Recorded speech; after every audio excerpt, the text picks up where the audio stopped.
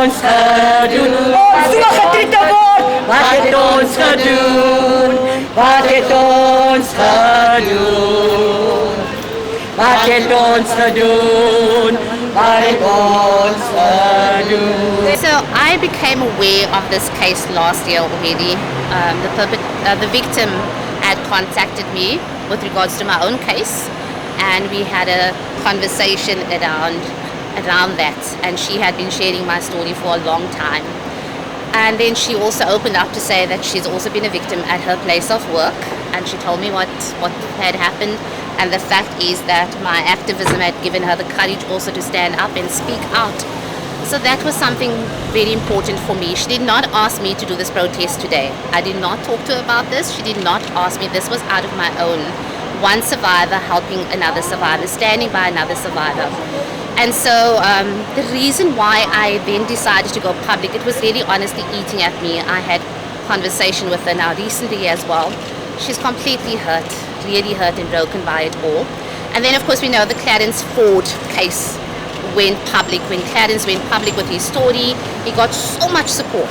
So I could only imagine how she's feeling, being from the same radio station. He's speaking out about his bullying, and yet she's been forced into silence with an NDA, non-disclosure agreement, and she cannot say anything.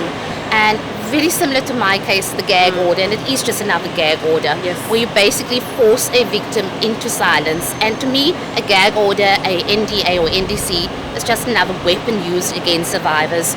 And so because of that, and I know what it was like to suffer in silence and how it eats away at you, based on that, I decided that I cannot be silent. Her voice has been numbed. I will be her voice. I will speak out.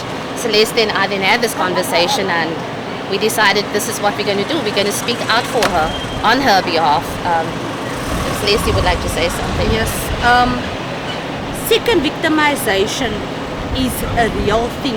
It's so traumatic that we as survivors, we know what it is like to suffer, like Reverend June said, in silence. And not to be able to speak out. And when you speak out, you are vilified. You are not believed.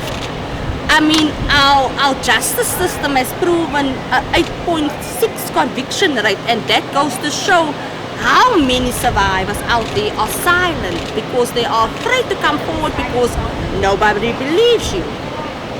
And it's usually those in power that does this vilification. En dit is hartseer, dit is hartverskeurend dat ons elke keer moet unite om ander se voices te wees. En dat mense, die government, die justice system vir ons daagliks faal. En ons moet begin om verskil te maak deur om te praat.